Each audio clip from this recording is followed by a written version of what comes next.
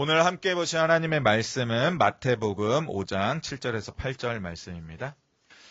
긍휼히 여기는 자는 복이 있나니 그들이 긍휼히 여김을 받을 것이며 마음이 청결한 자는 복이 있나니 그들이 하나님을 볼 것이며 아멘. 오늘은 우리 산상수훈을 통해서 팔복, 우리 참으로 복된 삶 5번째 시간인데요. 오늘 하고 다음 주 해서 이렇게 좀 마치려고 빨리빨리 나가려고 하는데, 오늘은 특별히 마태복음 5장 7절에서 8절 말씀을 가지고 복 있는 자여, 긍휼한 자와 청결한 자여라는 이 제목으로 함께 말씀 전할 때 특별히 우리 7절을 좀 같이 좀 더 많이 살펴보면 좀 좋겠습니다.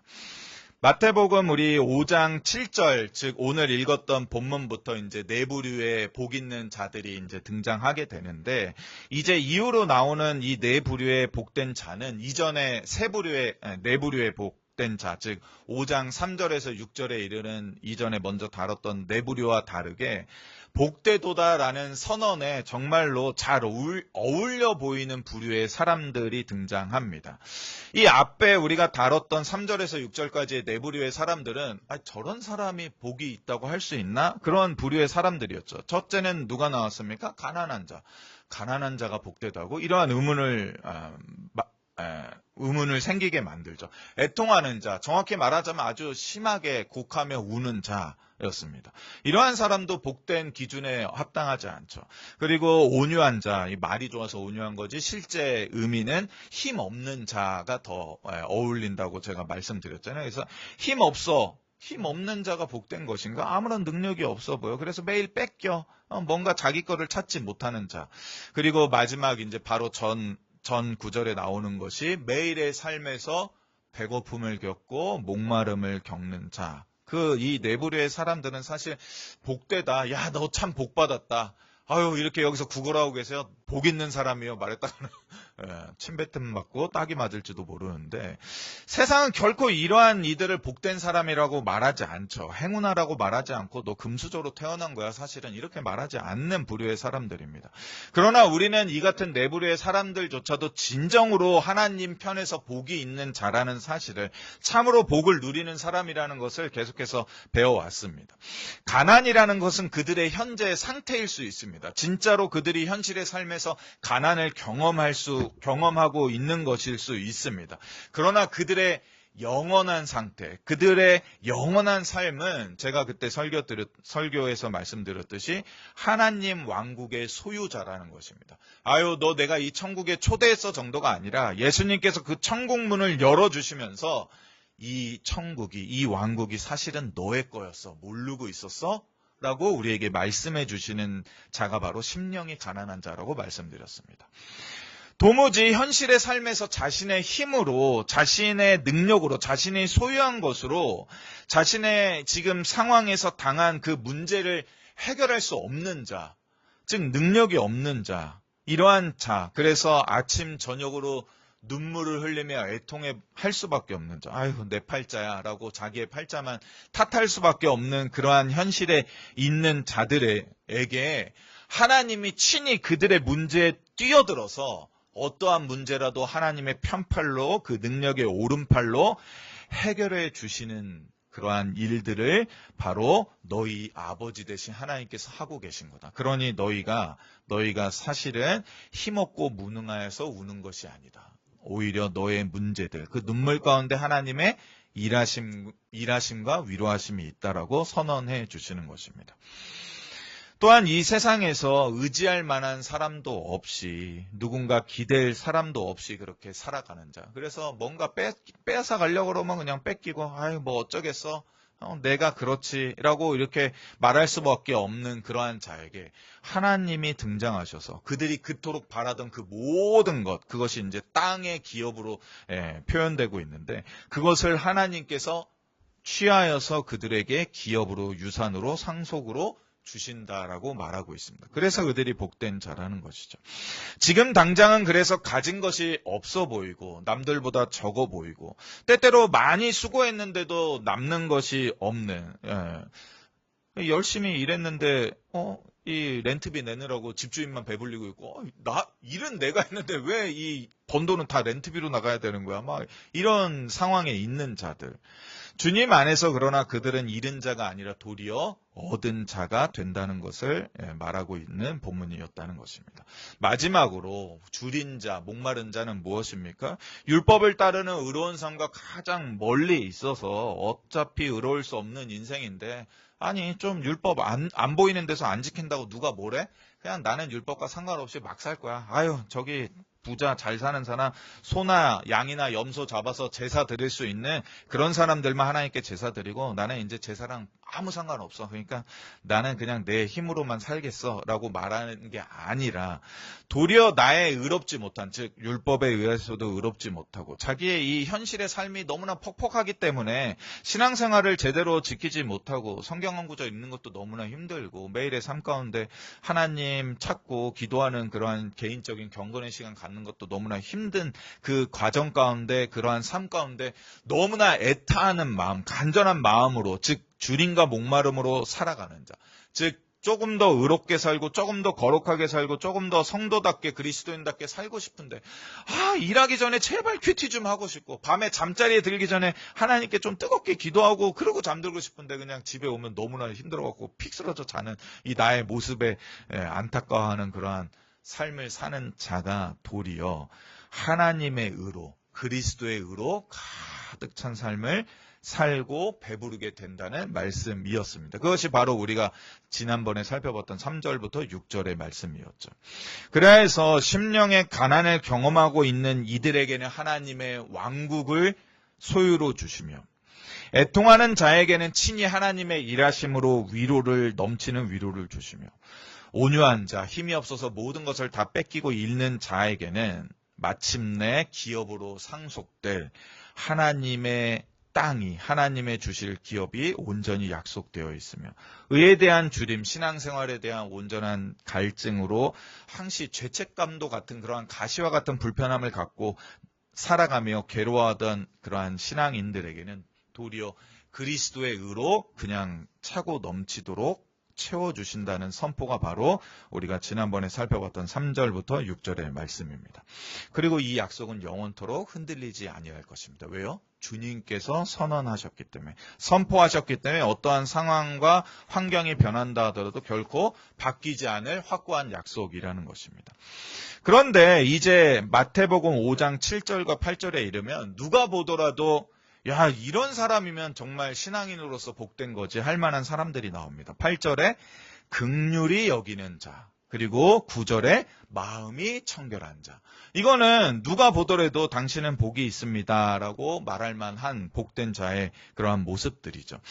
그리고 이들이 받게 될 약속이 무엇입니까? 긍휼히 여기는 자에게는 하나님의 긍휼이 그들에게 베풀어지고, 마음이 청결한 자는 하나님이 친히 그들에게 드러나사 하나님을 보도록 하신다는 것입니다. 그러니 형제와 이웃을 향하여서 내 가족이 아닌 이들에게조차도, 즉 타인에게조차도 긍휼로 대하는 하나님의 백성들은 참으로 복되고 복된 자죠. 누구나 다 아멘 하겠죠. 그런데 이런 질문을 여기서 꼭 드려보고 싶습니다. 여기에는 이제 그냥 우리가 보통 읽었을 때는 긍휼을 베푸는 자 긍휼을 받을 것이다. 당연히 그래야지 이렇게 끝나는데, 사실 이런 질문을 우리가 한번 받아봐야 되거든요. 긍휼히 여김을 받고 싶으세요? 그러면 살면서 긍휼히 여김을 받고 싶으세요? 나 좀 누가 나 긍휼히 여겨줬으면 좋겠어. 이런 생각을 항상 품고 사시냐 이 말입니다. 자, 이 오늘 본문을 보면 가난한 자 복되도다 말하면서 가난과 정반대에 있는 가장 끝에 있다고 생각하는 하나님의 풍성하심, 즉 하나님의 나라를 보답으로 주신 거잖아요. 근데 긍휼히 여기는 자는 복이 있도다. 근데 긍휼히 여기시면 받는다. 이게 아니라 긍휼히 여기는 자는 복이 있도다. 왜냐하면 하나님의 더 큰 상급이 있을 것이기 때문에. 이렇게 이어져야지 이 맥락이 맞는 거거든요. 아니 내가 긍휼을 베푸는데 상이 긍휼이야? 이러면 좀 이게 좀 안 맞잖아요. 내가 뭔가를 할 때 이 말도 안 되게 더 큰 거를 줬는데, 아니 심령이 가난한 것으로 하나님의 나라를 소유했는데 나는 그 가난한 심령 가운데 긍휼을 베풀고 있는데 그냥 긍휼만 줘? 이거 뭔가 형평성이 안 맞잖아요. 그렇기 때문에 이 본문이 뜻하는 바가 뭔지 우리가 좀 오늘 살펴보면 좋을 것입니다. 근데 우리는 이 긍휼에 대해서 좋은 이미지가 있어요. 긍휼하면 떠오르는 게 뭡니까? 그래, 하나님이 나를 도와주시는 거, 하나님이 나를 사랑해 주시는 거, 하나님이 나를 아끼시는 거, 어머니처럼 나를 품어주는 거, 이런 이미지가 우리 인식 가운데, 신앙 가운데 깊이 뿌리내리고 있기 때문에 긍휼히 여기는 자, 긍휼이 여기는 자에게 긍휼을 주신다 할 때 특별히 거부감이나 불편함이 없습니다. 기독교적인 삶 가운데 긍휼이라는 단어는 매우 긍정적이기 때문이죠. 누구나 다 들어보셨을 건데 헤세드, 히브리어 구약의 헤세드라는 단어, 또 긍휼로 번역되는 이 히브리어 단어 중에 헤세드보다 더 많이 사용되는 게 라함밈이라는 단어인데 좀 못 들어보셨을 수도 있는데 어쨌든 이 헤세드라는 단어는 많이 들어보셨잖아요. 그래서 헤세드의 하나님, 헤세드를 베푸시는 분. 이래서 이 헤세드는 특별히 검색해 보시면 한국에도 많은 가게들이 헤세드를 써요. 그래서 헤세드 미용실, 헤세드 브런치 카페, 뭐 헤세드 카페, 헤세드 약국 이런 거 검색해 보면 꽤 많이 나옵니다. 전국에 많이 흩어져 있어요.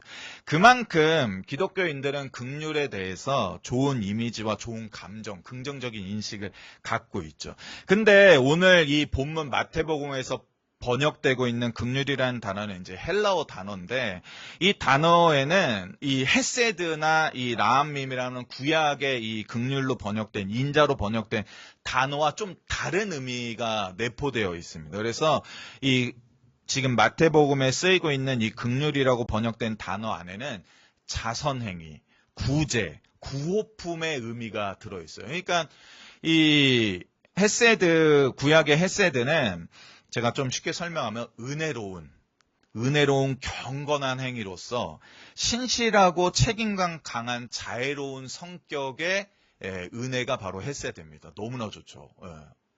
그리고 라함밈은 깊은 사랑과 끝없이 자비롭고 인정 많은, 그래서 마치 어머니의 태나 자궁과 같이 무한하게 그 아이를 품어주고 무조건적인 사랑을 보내는 그러한 의미의 이 은혜, 긍휼이거든요.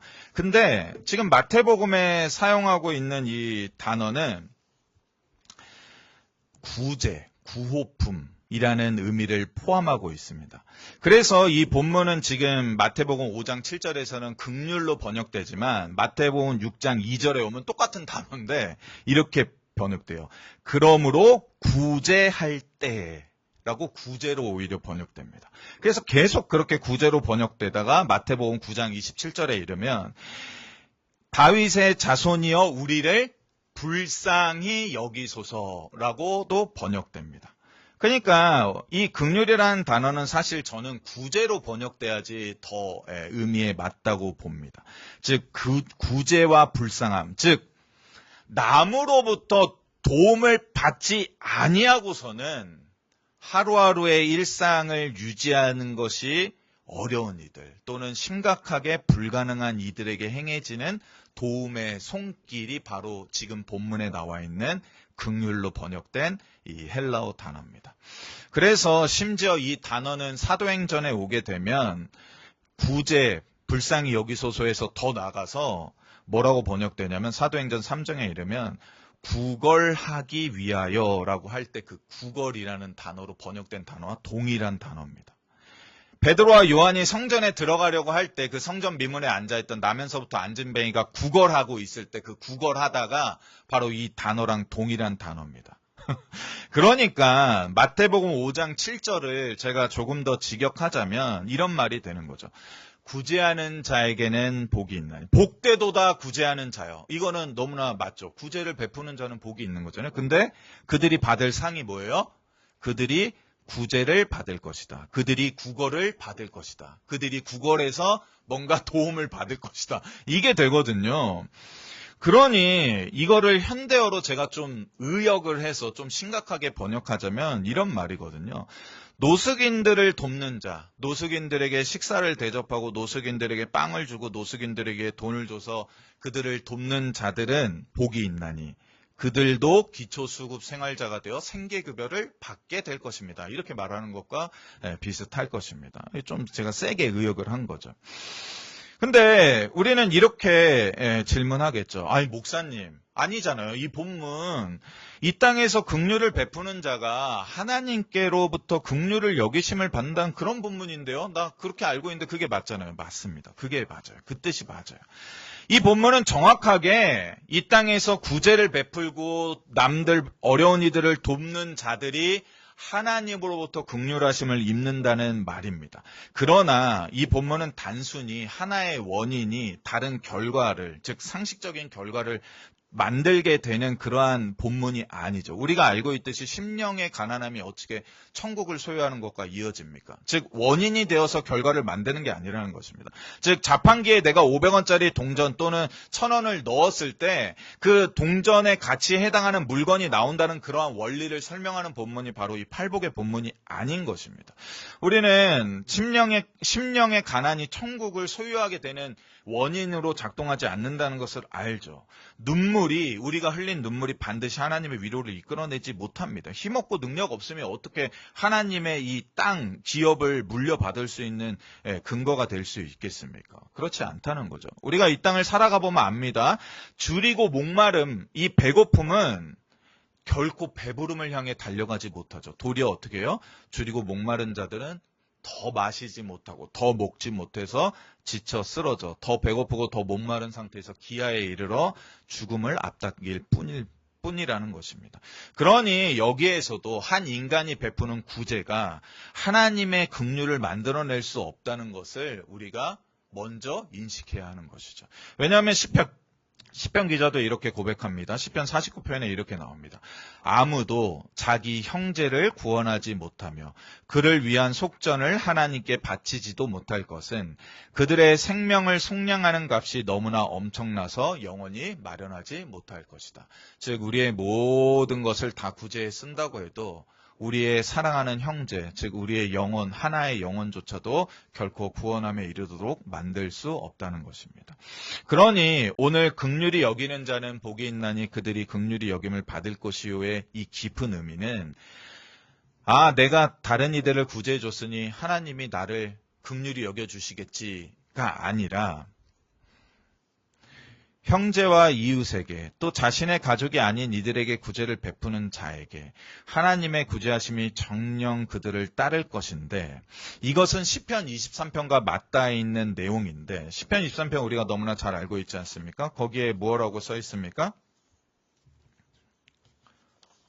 죄송합니다. 6절에 이렇게 써있죠. 내 평생의 선하심과 인자하심이 반드시 나를 따르르니 내가 여호와의 집에 영원히 살리로다 라고 다윗이 노래했던 것처럼 나는 긍휼은 좋지만 하나님께 구제받는다? 나는 그런 사람 아닌데 나는 어려운 사람 아닌데 아니 내가 구제를 베풀면 베풀었지 내가 누구로부터 구제받을 사람이야? 아니 내가 누구한테 구걸해야 될 사람이야? 가 아니라 한 나라의 부국 강성한 나라의 왕 가장 높은 지위에 있는 이 왕으로서의 다윗조차도 나는 지금 누군가의 도움이 간절히 필요합니다라고 노래했던 이 시편 23편처럼 나는 비록 온 나라를 다스릴 막강한 권력과 모든 부가 나의 것이지만 그러나 나는 하나님의 선하심과 하나님의 인자하심 그 구원이 그 구제가 없이는 나는 살 수 없습니다를 노래하는 것과 같이 즉 하나님의 긍휼하심 없이 하나님으로부터 구제받지 않고서는 그 선하심과 그분의 인도하심 없이는 나는 단 하루도 살아갈 수 없습니다라고 고백하는 인생이 되는 것이 참으로 복된 인생이라는 것입니다. 우리는 세상을 살다 보면 자신의 힘으로 자신의 능력으로 대단한 삶을 살아가는 자들을 때때로 마주도 하게 되는데 그러한 이들이 꼭 교회 밖에만 있느냐 그렇지 않다는 것을 저는 잘 알고 있습니다. 내가 왜 구제를 받아? 아니 내가 왜 동사무소 가서 생계급여를 받아? 이렇게 말하는 사람이 교회 안에도 있다는 것입니다. 미국에서도 그 어려운 사람들에게 그 푸드뱅크 카드? 정확히 이름이 생각 안 나요. 그거 발급해서 마트나 이런 데 가서 음식 사고서 그걸로 결제할 때 뉴스 보셨어요? 뒤에서 어떤 여자가 이 사람 나라에 도움받으면서 그 카드로 먹을 거 산다고 하면서 막 비난하고 욕하고 막 그런 영상 많이 나왔잖아요. 제가 미국에 있을 때도 그러한 일들이 있었는데. 사람들은 그걸 싫어하죠. 구제받기를 싫어합니다. 구걸받기를 싫어하죠. 그렇기 때문에 때때로 신앙 가운데 뭐 이런 일로 기도를 해. 이 정도는 내가 다 할 수 있지. 아니 뭐 이것까지도 기도를 해. 아니 무슨 내가 기도회까지 쫓아가. 내가 무슨 기도원까지 가. 거기 인생 힘든 사람들만 가는 거지. 나는 그런 사람들과 달라. 나는 기도 안 해도 돼. 나 잘 살고 있어. 이 정도는 내가 다 할 수 있어. 이러한 마음으로 살 게 아니라 주님 오늘도 나의 인생을 굽어 살펴주시기를 겸손히 기도드립니다.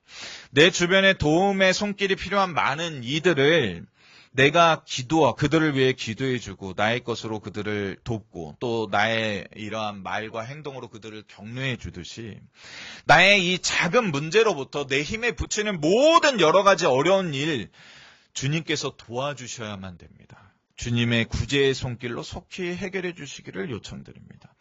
주님께서 친히 오늘 말씀하신 이 복된 자, 그 복을 사는 자가 내가 되길 원합니다. 그러니 나는 날마다 주님의 구제의 손길로 살아가길 원합니다. 나는 하나님의 선하심과 인자하심을 하루도 맛보지 않고서는 도저히 살아갈 수가 없습니다. 친히 도우시는 주님의 손길 가운데 나의 인생이 더더욱 앞으로 한 걸음 한 걸음 나아갈 수 있도록 도와주시옵소서 라고 기도하며 주님 앞에 이러한 소망을 사는 자로 살아가기를 예수님은 원하셨던 것이죠. 그러해서 이 본문의 의미가 바로 그것이죠. 우리는 때때로 작은 일은 하나님께 의논하지 않고서도 기꺼이 우리가 해결할 수 있다고 그렇게 착각하기도 합니다. 그러나 예수님은 말씀하시죠. 모든 일에 있어서 하나님의 구제의 손길을 간절히 기도하는 그가 바로 참으로 복된 자라고 오늘 이 본문을 통해서 말씀하시는 겁니다. 그러니 우리의 모든 일을 통해서 하나님께 기도할 수 있으며 우리의 모든 일을 가지고 하나님 앞에 나올 수 있습니다.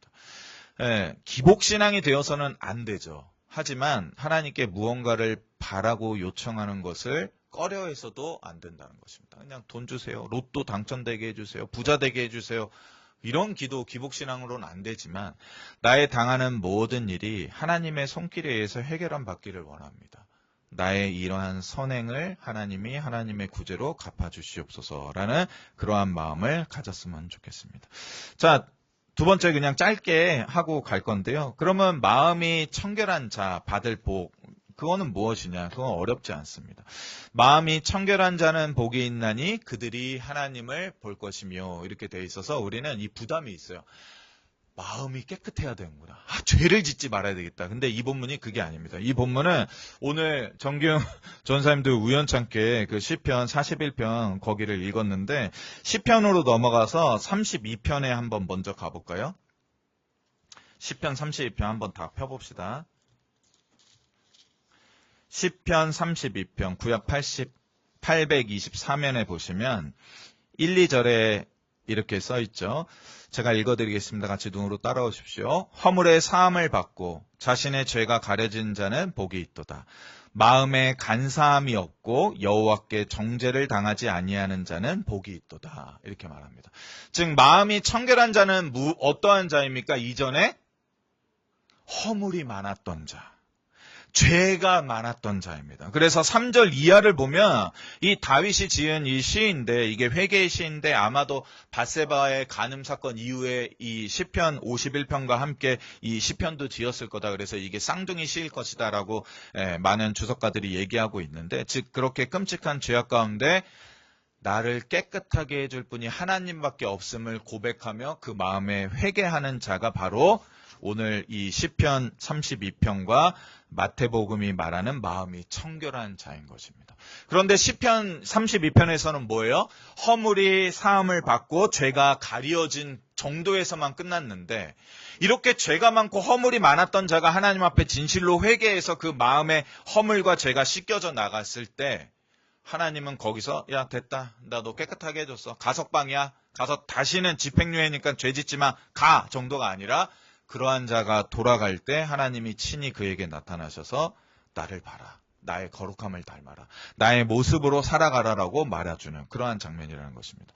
이것이 대단한 거죠. 제가 예전에 이제 그 홍성 교도소 2번 1년에 한 차례씩 연속으로 2년 가서 설교했을 때 거기에서 제가 하나님 없이 여호와 없이 이제 그렇게 살아서는 안 됩니다. 하나님은 여러분을 다 용서합니다. 깨끗하게 만들어 주십니다. 새로운 인생을 사십시오 할 때 저 뒤에 앉아 있는 교도관들이 비웃었어요. 저를.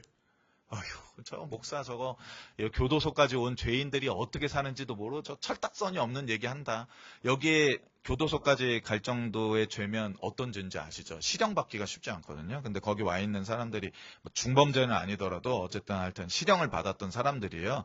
그렇기 때문에 이 개판이라는 거 알거든요. 얘네 변하지 않을 거라는 거 알아요. 근데 비웃습니다. 그 교도관들이 다 아주 그 썩소를 지으면서 아유 제가 그때 더 어렸을 때니까 저 아무것도 모르는 풋내기 저거 와갖고 헛소리나 하네. 얘네들 갱생 안 돼. 이런 표정으로 저를 쳐다보는데 제가 진짜 진땀 엄청 뺐거든요. 그렇습니다. 죄인들, 허물이 많은 자들, 심각한 죄를 지은 자들에게는 하나님이 모습을 드러내지 않는다라고 모든 사람들이 생각하죠. 그런데 하나님은 뭐 어떻게 합니까? 한 번도 죄를 짓지 않은 자처럼 그 마음의 청결함을 인정해 주신다는 것입니다. 그리고서 자신의 모습을 드러냅니다. 죄가 한 톨이라도 있으면 하나님의 얼굴을 볼 때 어떻게 합니까? 그 자리에서 죽게 되거든요. 그런데 하나님은 허물이 많던 자, 죄가 많던 자가 회개하고 돌아섰을 때 그 마음이 깨끗해졌음을 인정하고 자기 자신을 그들에게 드러내십니다. 그러니 오늘 우리가 아무리 많은 죄와 허물 가운데서라도 진정으로 회개한다면 오늘 밤에라도 하나님은 하나님의 모습을 우리에게 드러내시며 우리의 모든 소원을 이루어내실 것입니다. 바로 이러한 자가 바로 우리임을 기억하고 오늘도 하나님의 구제하심 가운데 살겠노라고 내가 사람에게 구걸하지 않겠다.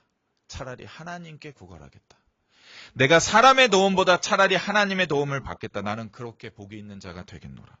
나는 하나님을 보는 죄인이 되겠노라 하는 다짐과 이러한 신앙생활의 복됨을 깨닫는 우리 모두 되었으면 좋겠습니다. 이것이